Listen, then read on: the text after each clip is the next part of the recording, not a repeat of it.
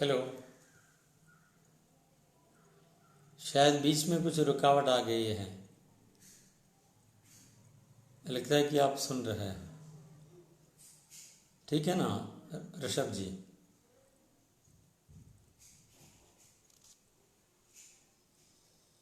Continue करूं मैं? ठीक है। ऐसा है कि इसी भूमंडलीकरण के प्रसंग में ये जो ग्लोबल विलेज वाला शब्द आ गया है, ये असल में एक प्रकार से एक आर्थिक छाते के नीचे ये शब्द पड़ा हुआ है। वसुदैव कुटुंबकम से इसका कोई लेना देना नहीं है, कुछ नहीं है। एक मार्केट की संकल्पना बन गई है। यानी वसुदैव कुटुंबकम में जिस तरह की मूल्योन्मुखी परिकल्पना है, उससे बिल्कुल अलग परिकल्पना ये है। और हम देख रहे हैं कि आज जिस तरह की संस्कृति फैल रही है, यानी निजीकरण ने, उदारीकरण की नीति ने निजीकरण को बढ़ावा दिया है। और जितने भी कंसर्न है, पब्लिक प्रॉपर्टी है, वो सब प्राइवेट होता जा रहा है। और उसी के ओपन ट्रेड को प्रोत्साहन मिल रहा है। आप सब्सिडी मत दीजिए, तारीफ मत दीजिए, इंपोर्ट में टैक्स मत लगाइए।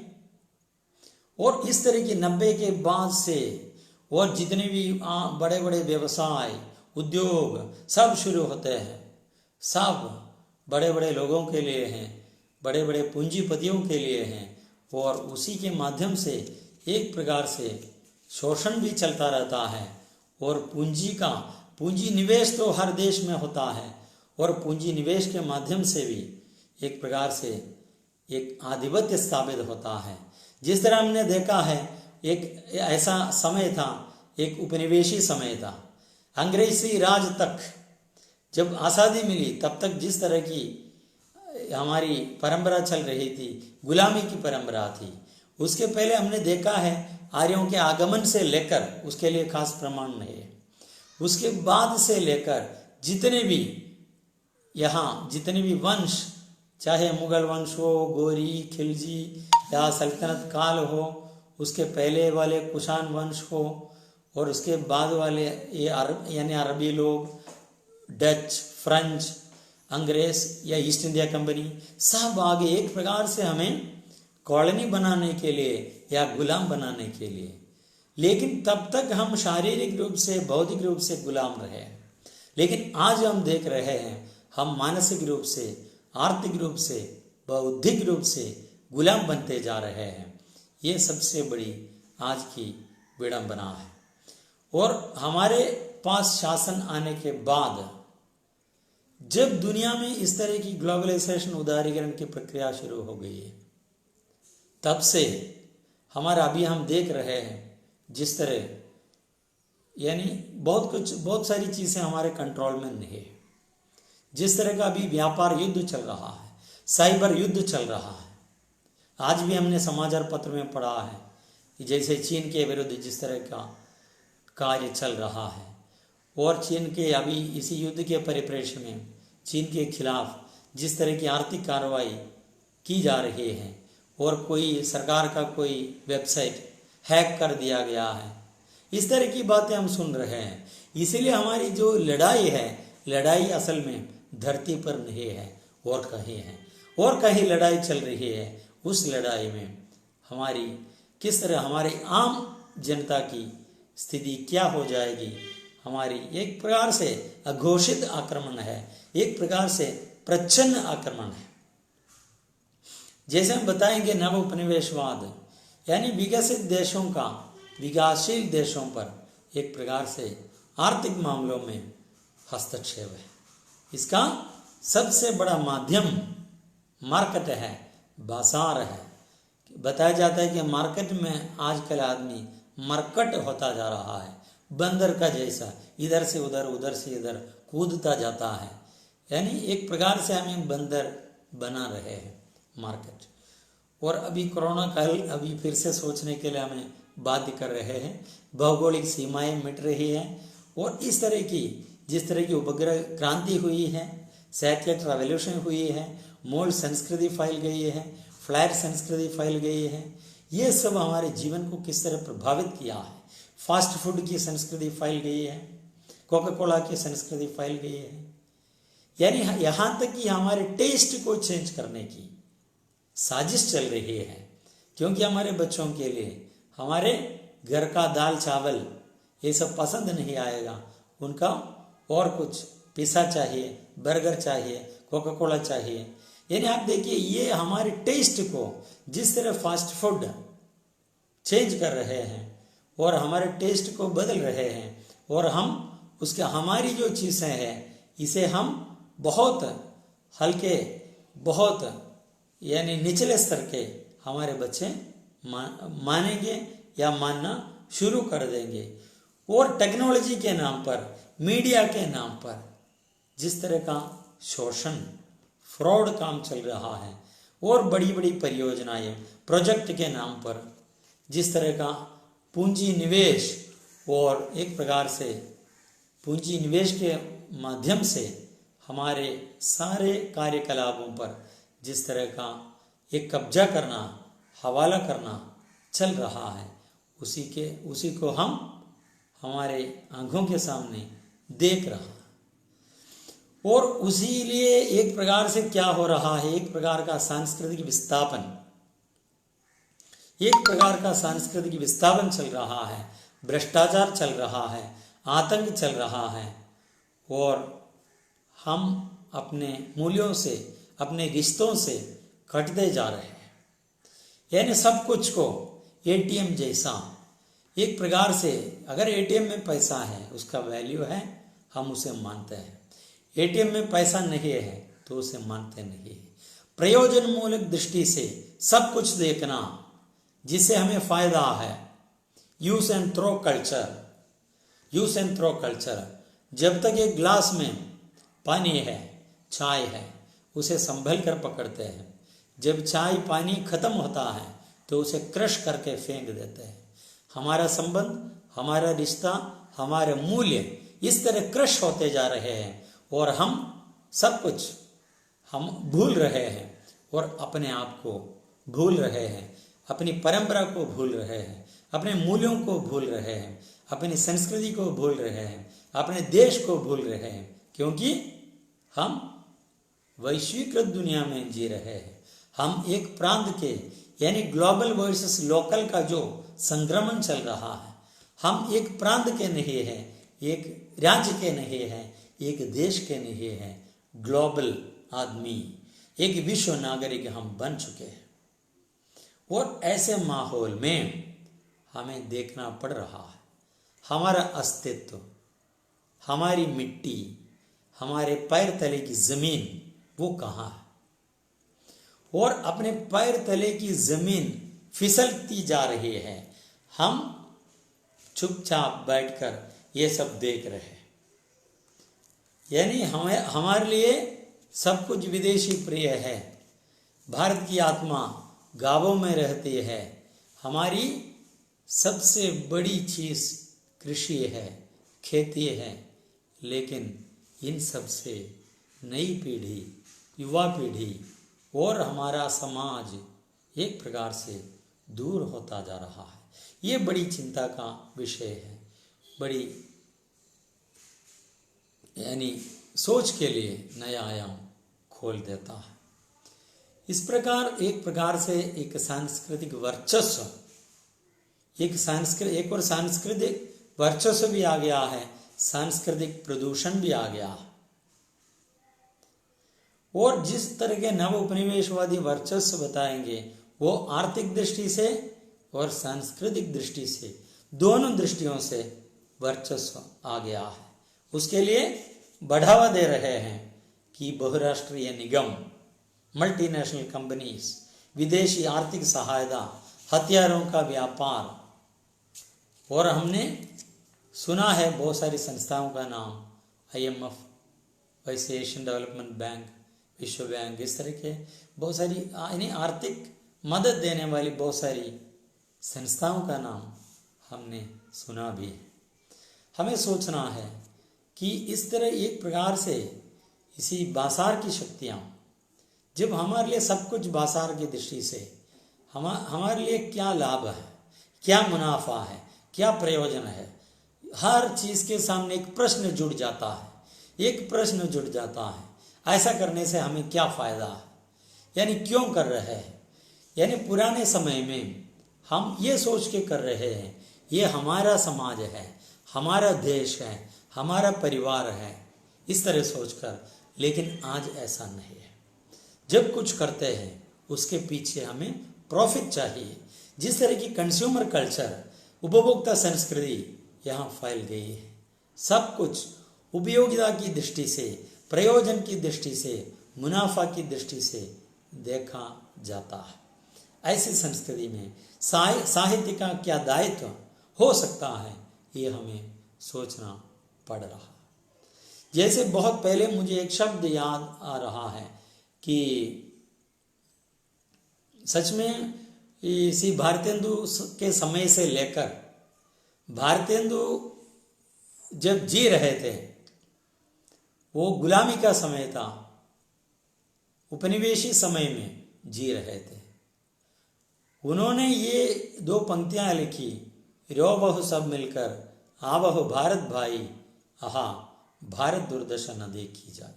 अब देखिए, रो बहु सब मिलकर आवहो भारत भाई, आहा भारत दुर्दशा न देखी जाए।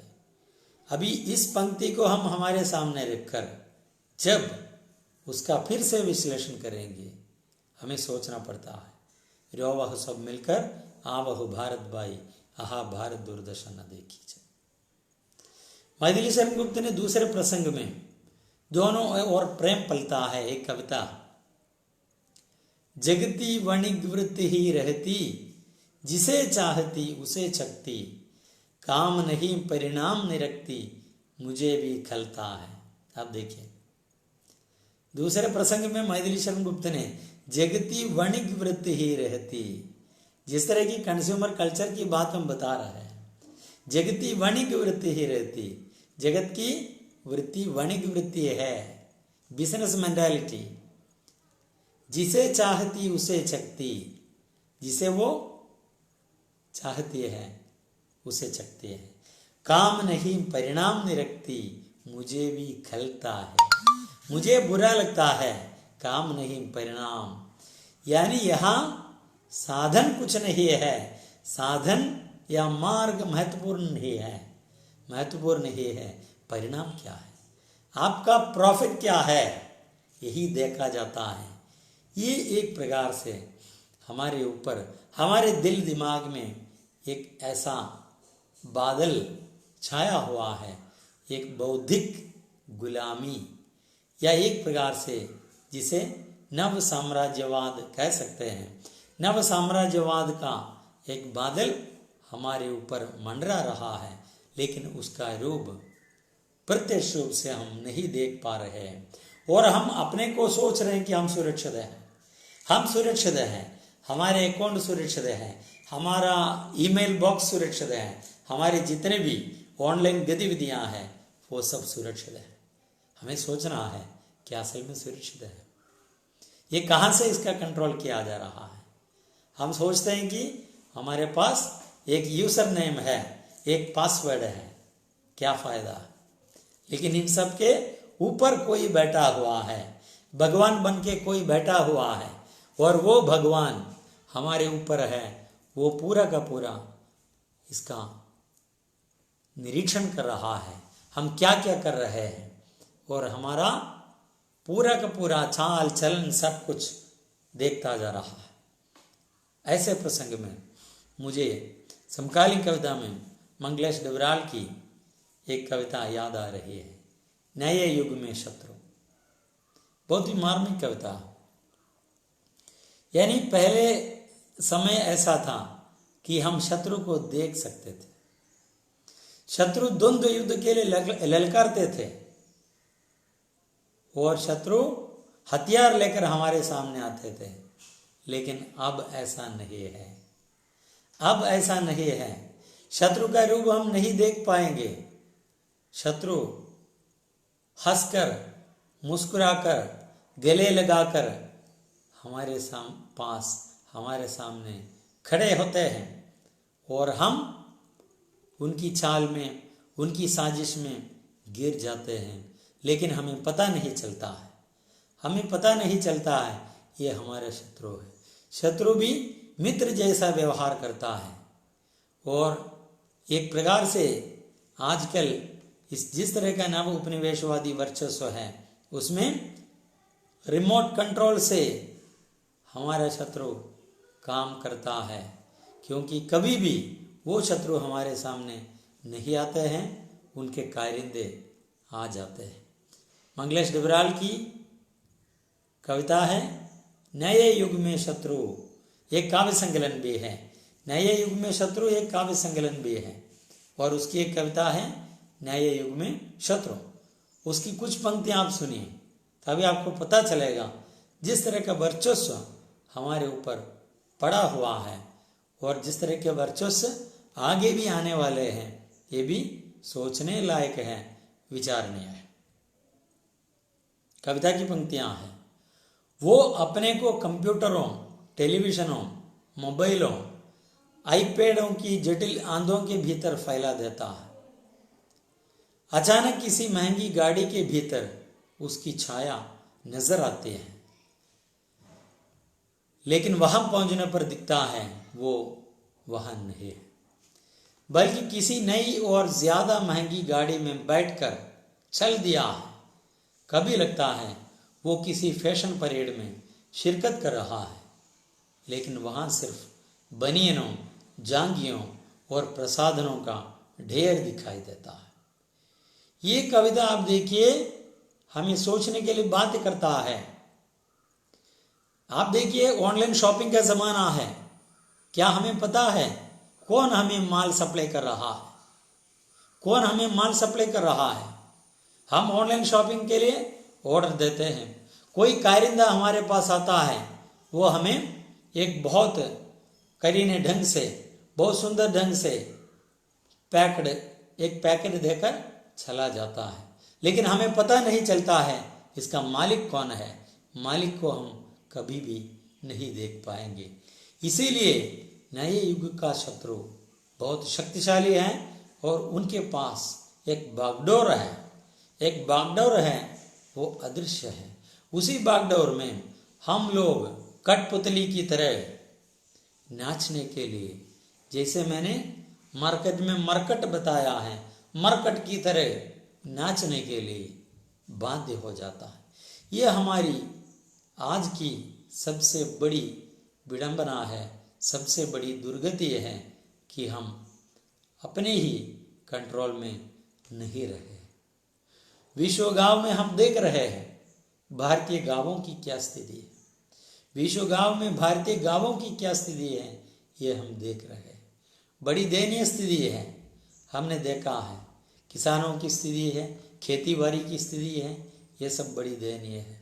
भूमंडलीकरण के समय में हमारे पेड़ पौधे, नदी पहाड़ सब गायब होते जा रहे हैं, प्रदूषित होते जा रहे हैं। यहाँ तक मनुष्य भी, मानव मूल्य भी प्रदूषित होता जा रहा है, मूल्यों का भी प्रदूषण होता जा रहा है। ये भूमंडलीकरण का कमाल है। मनुष्यता का सर्वनाश सबसे बड़ी त्रासदी है। मनुष्यता का सर्वनाश सबसे बड़ी त्रासदी है और भूमंडलीकरण ने हमारे रिश्तों पर कुदाल रखा है। नव उपनिवेशवादी वर्चस्व ने हमारे रिश्तों पर कुदाल रखा है। हमारी संस्कृति के ऊपर बुलडोजर चलाया है। हमारी संस्कृति के ऊपर बुलडोजर चलाया है। इसमें हम हमारी संस्कृति कराह रही है, रौंद रही है और ये उसका क्रंदन है कि बचाओ बचाओ। लेकिन जो रक्षक है, रक्षक ही भक्षक बन जाता है। रक्षक ही भक्षक बन जाता है तो संस्कृति की मूल्यों की रक्षा कौन करेगा? ये बहुत बड़ा आज का सवाल बन जाता है। यानी पूंजी की साजिश में हमें बहुत बड़ी चेतावनी दूसरी कविता में मंगलेश डबराल दे रहे हैं। कविता का शीर्षक है भूमंडलीकरण। भूमंडलीकरण कविता का शीर्षक है। इसकी पंक्तियां आपको पता चलेगा जिस तरह हमारे ऊपर वर्चस्व की शक्तियाँ काम कर रही है, क्या हम उससे मुक्त हो सकते हैं? हमारे लिए विकल्प का रास्ता कौन सा है? हम ये सोचते रहते हैं हमारी दुनिया में बहुत सारे विकल्प हैं, तब भी बार बार सोचने के लिए बाध्य हो जाते हैं। कविता की पंक्तियां आप सुनिए। मंगलेश डबराल की भूमंडलीकरण कविता। कोई है जो हमारे कपड़ों में छेदों को खोज रहा है, कोई है जो हमारे कपड़ों में छेदों को खोज रहा है, ताकि उनमें अपने हाथ कुहनियां और पैर डाले जा सके। देखिए कि इसी छोटी सी पंक्ति में आप पूरा इतिहास लिख सकते हैं। कोई है जो हमारे कपड़ों में छेदों को खोज रहा है, ताकि उनमें अपने हाथ कुहनियां और पैर डाले जा सके। कोई है जो हमारे भीतर खाली जगह देख रहा है, ताकि वहां ठूसा जा सके बचा खुचा खाना।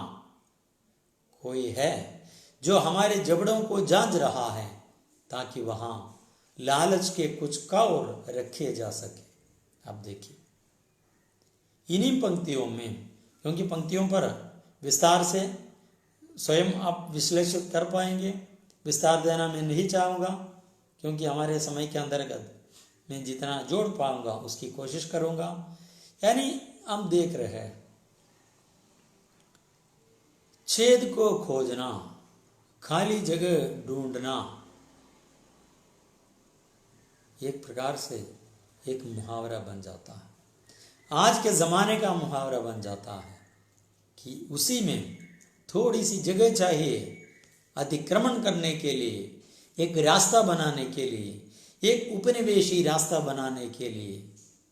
ये बड़ी हमारे लिए, जिस तरह हमारे पॉकेट में, हमारे जेब में, मोबाइल फ़ोन के माध्यम से, हमारे लैपटॉप में, हमारे टेलीविज़न में, चैनलों के माध्यम से जिस तरह का आतंक मचाया हुआ है, जिस तरह की हत्याएं प्रायोजित होती जा रही है,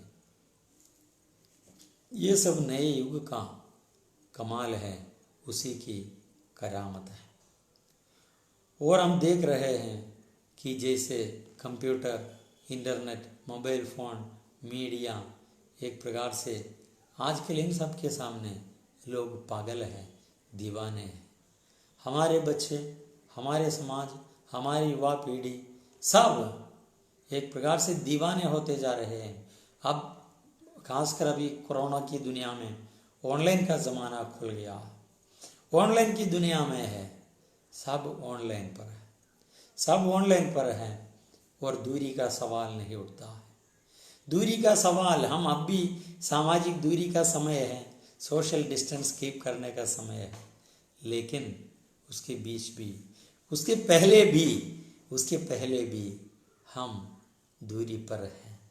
हमें सोचना इसके पहले भी हम दूरी पर थे और हम आज शारीरिक दूरी की बात कर रहे थे, लेकिन मानसिक दूरी पहले से बन चुकी थी। वो दूरी अपने परिवार से, रिश्तों से, पड़ोसियों से, मित्रों से और देश के हमारे लोगों से और अपने मूल्यों से, अपनी संस्कृति से इतनी दूरी होती जा रही है।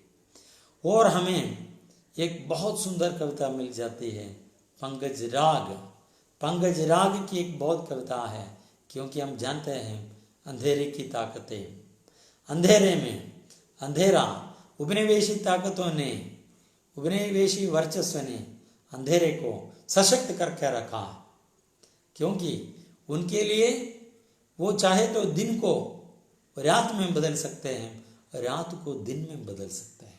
अब देखिए इतनी ताकत उनके पास है, इसीलिए कभी कभार ऐसे गुप्त अंधेरे में हमें उपनिवेशी जासूसों को, जादूगरों को पहचानना आसान नहीं है। पंकज राग की कविता है, ये भूमंडल की रात है। ये भूमंडल की रात है, एक प्रकार से समय की भयावहता, मीडिया की चकाचौंध, सांस्कृतिक पतन, ये सब हम इसी छोटी सी पंक्ति में देख पाएंगे। कविता की पंक्तियां आप सुनिए। ये भूमंडल की रात है, ये रात एक घोषित रात है, यहाँ विश्लेषण नहीं ब्रेकिंग न्यूज है। ये रात एक घोषित रात है, यहाँ विश्लेषण नहीं ब्रेकिंग न्यूज। दिन खबरों में मशगूल रहे, रंगों का सिलसिला विखंडित ना हो, रंगों की प्रक्रिया पर शोध हो, रंग क्यों बने ये जाहिराना माना जाए। काले सफेद के विवाद में पड़कर रंगों को भूलना नादानी है। ये तुम्हारे देश की नीम रोजी धूप नहीं, ये भूमंडल की रात है। आप देखिए, भूमंडल की रात है, यहां ब्रेकिंग न्यूज है। ब्रेकिंग न्यूज से हमारा हार्ट बीट बढ़ जाता है, ब्रेकिंग न्यूज से हमारा हार्ट बीट बढ़ जाता है। आप देखेंगे इसी नव उपनिवेशवाद की धुरी बाजार पर अर्थ पर टिकी हुई है, और इसके बीच में हम कहाँ पड़े हुए हैं और हमारा अस्तित्व कहाँ पड़े हुए हैं। इसका बहुत बड़ा उदाहरण रामदरस मिश्र दे रहे हैं अपनी कविता विश्वग्राम। विश्वग्राम कविता के माध्यम से, क्योंकि हमने सोचा है विश्वग्राम का मतलब एक हमारा ग्राम भी विश्वग्राम में है, लेकिन धीरे धीरे भेद खुलता गया, धीरे धीरे भेद खुलता गया कि विश्वग्राम का मोहक महल ग्राम संवेदना पर नहीं बासारवाद पर खड़ा है। देखिए, विश्वग्राम का मोहक महल ग्राम संवेदना पर नहीं बासारवाद पर खड़ा है। ऐसी ऐसी पंक्तियां हमें बार बार सोचने के लिए बाध्य करता है कि हमारा पूरा का पूरा संबंध, हमारे रिश्ते और हमारी जिस तरह की सांस्कृतिक परंपरा है, इन सब में से हम एक प्रकार से अपने को ही खो रहे हैं, मुझे ऐसा लग रहा है। कैलाश वाजपेयी की पंक्ति में आपको सुनाना चाहूँगा, वो भी एक प्रकार से आज के प्रसंग में बहुत मार्मिक पंक्ति है। कैलाश वाजपेयी की हवा में हस्ताक्षर। आज तक कोई उपयोग न कर पाए हम, आज तक कोई उपयोग न कर पाए हम, तुम्हारी चुप चीख का हमें माफ करना मां, बाजार में आह का कोई मूल्य नहीं। हमें माफ करना मां, बाजार में आह का कोई मूल्य नहीं। आप देखिए, बहुत बड़ा हमारी संवेदना किस तरह रुद्ध होती जा रही है। यानी आह, अगर ऐसा है कि माँ का रोना, माँ की आह को भी लोग बेच डालेंगे, मुझे लगता है कम से कम इसका मोबाइल का रिंगटोन बनाएंगे कम से कम। यानी हर चीज़ में बिजनेस ही बिजनेस है, हर चीज़ में बिजनेस है। और हम देख रहे हैं बाजार के में खरीदना बेचना, इसके अलावा कुछ नहीं है। और ऐसी ऐसी बहुत सारी चीज़ें खुल जाती है। नए बैंकों की जो परिकल्पना है, नए बैंकों की जो परिकल्पना है, ये सब हम देख रहे हैं कि किस प्रकार आकर्षक बना के कॉरपोरेट ताकतों ने हमें जाल में फंसाने के लिए बैठे हैं। पहले हमें बैंकों से जिस तरह का नफरत हमारे मन में रहा था, अब आकर्षक है। आप एक क्लिक कर, आपके जाने अनजाने ही आपके मोबाइल फ़ोन में मैसेज आता है, आपके ईमेल बॉक्स में मैसेज आता है। एक क्लिक करने पर आपको बैंक गिरफ्तार करेंगे या आपके लोन पास होगा। आप देखिए, और इसके लिए जो मूल्य चुकाना पड़ता है वो बहुत बड़ा है। यानी हम देख रहे हैं कि एक प्रकार से कुमार अंबुज की बहुत चर्चित कविता है, अतिक्रमण नामक कविता है। अतिक्रमण यानी जिस तरह मनुष्य मनुष्यों के ऊपर अतिक्रमण करता रहता है, यानी मानसिक रूप से गुलाम बनाने की जो प्रथा है, और मनुष्य का यंत्र बन जाना, मनुष्य का वस्तुकरण, मनुष्य एक प्रकार से यंत्र बनता जा रहा है। यानी जिस तरह की फिल्म एंड्रॉयड कुंजप्पन ये सब दिखाया गया है, हमें देखना पड़ता है भविष्य ऐसा ही होने वाला है कि यंत्र के सहारे जीने वाले मनुष्य और मनुष्य के सहारे जीने वाले यंत्र। अब देखिए यंत्र एक प्रकार से क्या होगा कि मनुष्य ही वस्तु बनता जा रहा है। कुमार अंबुज की कविता की पंक्तियां सुनिए आप। फिर मनुष्य ही करते हैं मनुष्यों पर अतिक्रमण, फिर मनुष्य ही करते हैं मनुष्यों पर अतिक्रमण, घेरते हुए खुद को वस्तुओं से। और दूसरी पंक्ति में कुमार अंबुज ये बताते हैं कि मैं एक मनुष्य को छूता हूँ, वो मुस्कुराता रहता है। मैं एक मनुष्य को छूता हूँ, वो मुस्कुराता रहता है। अचानक उसमें से एक बीप सुनाई देती है, तब मालूम होता है कि वो मनुष्य नहीं वस्तु है।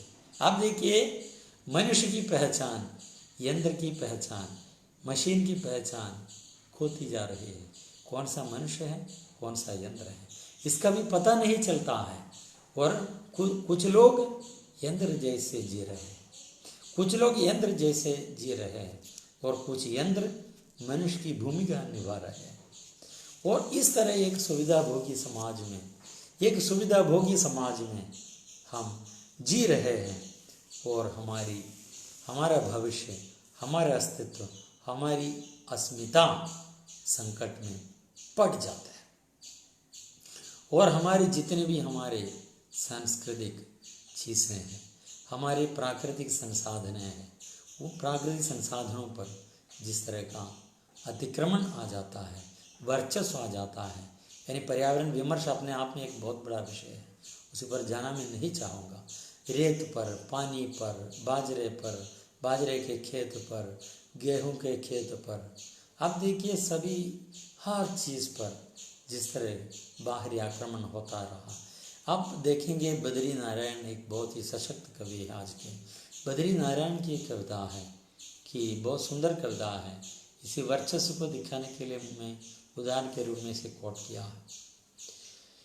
विज्ञापनों से निकल एक शेर मेरे चांद को ले बाजार की ओर जा रहा है। विज्ञापनों से निकल एक शेर मेरे चांद को ले बाजार की ओर जा रहा।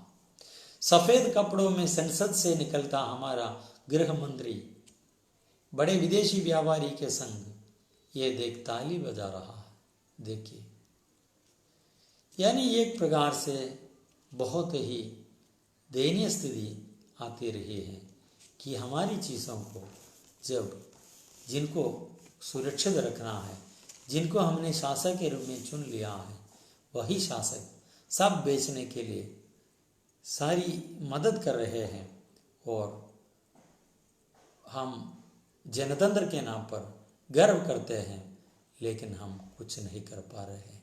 बेसहारा लाचार होकर हम देखते रहे हैं जब हमने हमारा है कहकर जिस पर गर्व किया है वो सब एक ही रातों रात पराया होता जा रहा है। इसका दुख बहुत भयानक होता है। दूसरी ओर आप देखेंगे ये कविता है कहीं कोई जमीन नहीं। जिस तरह की माफिया आजकल कायम है, यानी पूंजी निवेश के नाम पर जल जंगल जमीन को जिस तरह कॉरपोरेट लोगों ने कब्जा करके रखा है, कॉरपोरेट लोगों ने जिस तरह जल जंगल जमीन को कब्जा करके रखा है और हमें पानी खरीदना पड़ता है, ऑक्सीजन खरीदना पड़ता है।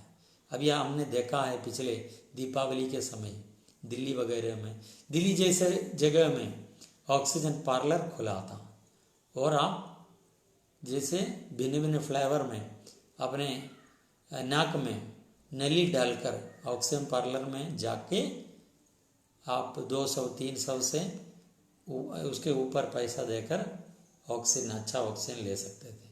अब देखिए ये सब खरीदने की चीज़ बन गई है। और हमारी ज़मीन भी यानी नव उपनिवेशवादियों का फौलादी पंजा असल में ज़मीन पर, इसलिए हम देख रहे हैं कि जिस तरह रियल एस्टेट माफिया, फ्लैट संस्कृति जिस तरह फैल रही है और साधारण आदमी के लिए ज़मीन नहीं है। और इस गंभीर समस्या को प्रस्तुत कर रहे हैं कुमार अंबुज। कहीं कोई ज़मीन नहीं, बहुत गंभीर पंक्ति है। जो खरीद सकते हैं वे जीवित हैं। जो खरीद सकते, आप खरीद नहीं पाएंगे तो आप जीवित नहीं है, आपके लिए कोई स्थान नहीं है बाजार में, आप मर चुके हैं। जो खरीद सकते हैं वे जीवित हैं, बाकी मर चुके हैं। या केवल उनकी छाया प्रतियां चल फिर रही है। बिल्डर अब घर का विज्ञापन नहीं देते, चेतावनी देते हैं कि आज ले सको तो ले, कल से तुम सिर्फ बेघर रहोगे। अब देखिए, बेघर रहना बहुत बड़ा, यानी जीवन की सबसे बड़ी त्रासदी है, एक का बेघर रहना। और बिल्डर विज्ञापन नहीं देते हैं, अगर आपको खरीदना है तो खरीद लो। दूसरी ओर हमने देखा है सैकड़ों हजारों किसानों की आत्महत्या, यानी किसानों की आत्महत्या पर, किसानों के संकट पर हमारे जैसे भारत भूमि ग्राम वासिनी ये बताया गया है। यानी भारत देश हमारा देश है, हमारी संस्कृति वही ग्रामीण संस्कृति है, कृषक संस्कृति है। और हमारे देश की आत्मा गांवों में रहती है।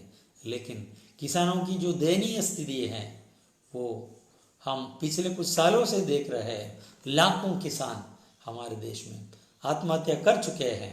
जहाँ तक हम प्रेमचंद को पढ़ रहे थे तब किसी किसान ने आत्महत्या नहीं की।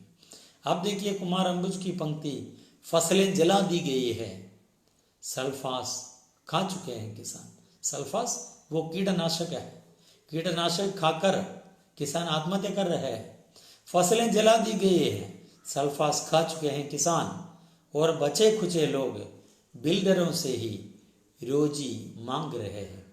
पृथ्वी बिल्डर की डाइनिंग टेबल पर रखा एक अध खाया फल। अब देखिए कितना बड़ा सिंबल हमारे सामने आ जाता है, प्रतीक। यानी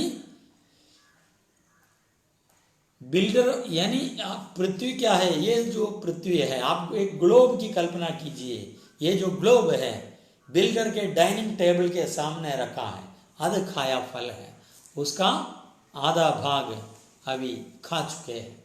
यानी इतने सारे माफिया खा चुके हैं। हमें सोचना पड़ रहा है। बहुत ही जैसे राजेश जोशी की जो कविता है, इस आत्महत्या आप कहाँ जोड़ो। राजेश जोशी की बहुत सुंदर कविता है, इस आत्महत्या को अब कहाँ जोड़ूं। यानी उसकी पंक्तियां आपको मैं सुनाऊंगा कि देश के बारे में लिखे गए हजारों निबंधों में लिखा गया पहला अमर वाक्य एक बार फिर लिखता हूं, भारत ये कृषि प्रधान देश है। दोबारा उसे पढ़ने को जैसे ही आंखें झुकाता हूं तो लिखा हुआ पाता हूं कि पिछले कुछ वर्षों से 1.5 लाख से अधिक किसानों ने आत्महत्या की है इस देश में। और आप देखिए उसके आगे भी बहुत सारी पंक्तियां, समय के अभाव में मैं उन सबको छोड़ रहा हूँ।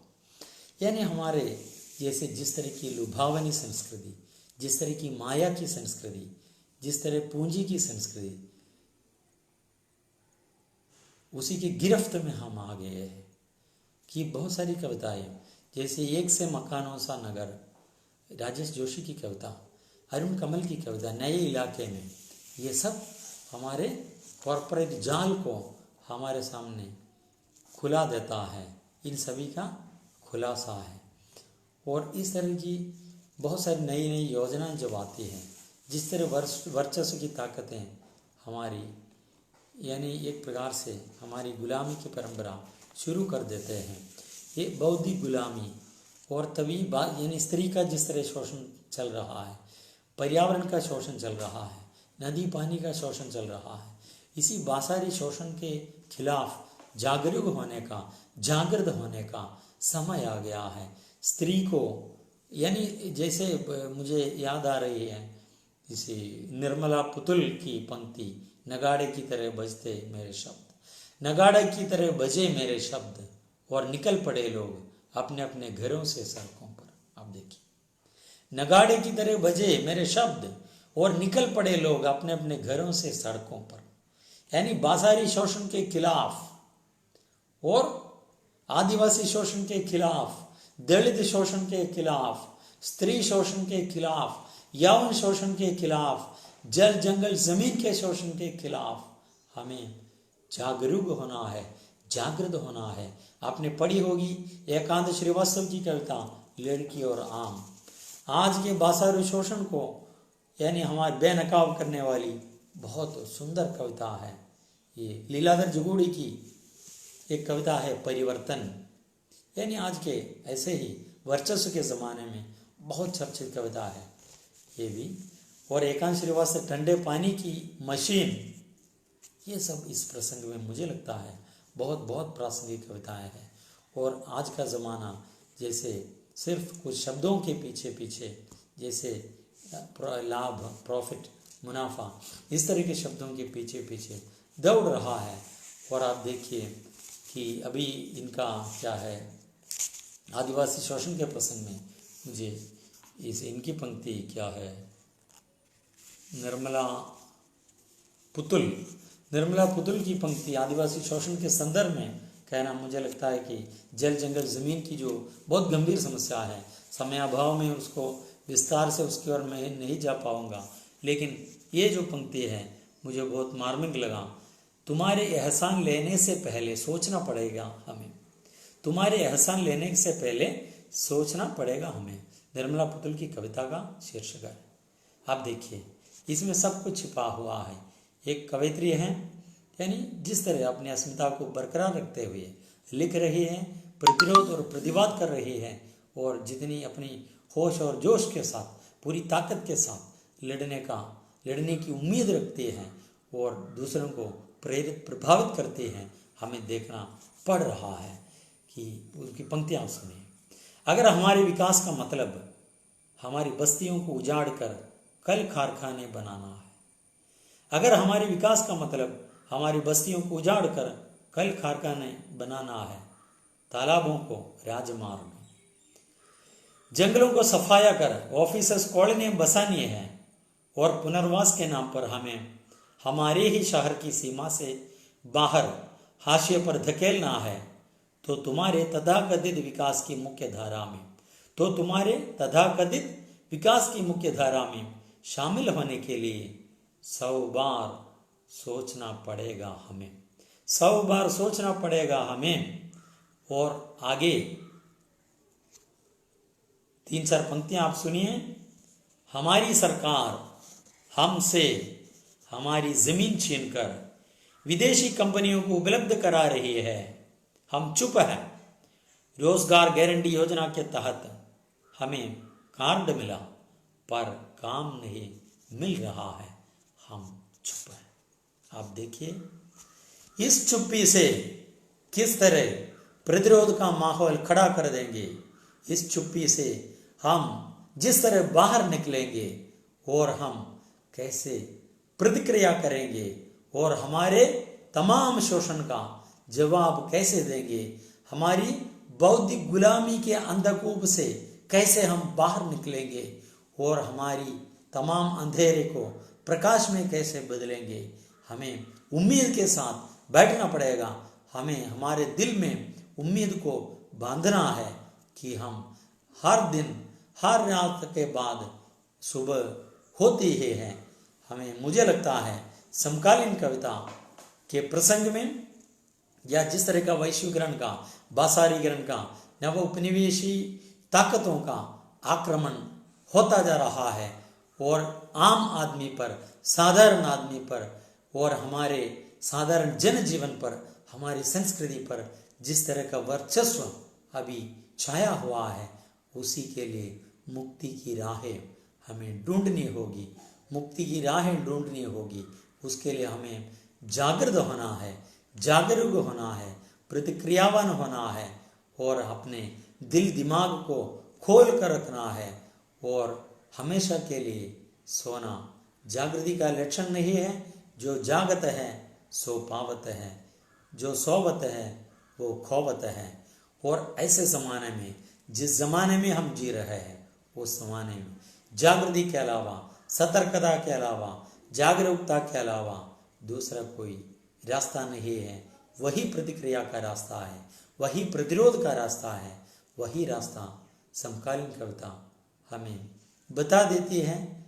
और आप सब ने इतने धीरज के साथ मेरे इस व्याख्यान को इतने समय सुना और आपकी प्रतिक्रिया होगी। और अभी समय की कमी है, हमारा समय हो चुका है। मैं समझता हूँ कि इसी कम समय में मैंने इधर उधर से कुछ बिंदुओं को जोड़ने का प्रयास किया है और आपके लिए कोई शंका हो सकती है या चिंतन के लिए कोई बिंदु भी हो सकता है। मुझे लगता है भविष्य में हम और किसी मंच पर इसकी चर्चा करेंगे। और आपके लिए, श्रोताओं के लिए मैं पहले आभार व्यक्त करता हूँ। उसके साथ ही हमारे बहुत सारे मित्र लाइव पर जुड़े हुए हैं, सभी मित्रों के प्रति, हिंदी प्रेमियों के प्रति मैं दिल से आभार व्यक्त करता हूँ। उसके साथ ही अमन प्रकाशन समूह ने जो मंच खड़ा कर दिया है और इस तरह के व्याख्यान परंपरा और पूरी दुनिया को हिंदी में कुछ बहस सुनाने के लिए मौका अमन प्रकाशन ने बना के रखा है, उसके लिए अमन प्रकाशन के प्रति, श्री अरविंद वाजपेयी जी के प्रति और इसके सूत्रधार के रूप में काम करने वाले भाई ऋषभ जी के प्रति मैं दिल से, हृदय से आभार व्यक्त करता हूँ। आप सभी को फिर एक बार धन्यवाद। जय हिंद, जय हिंदी, नमस्कार।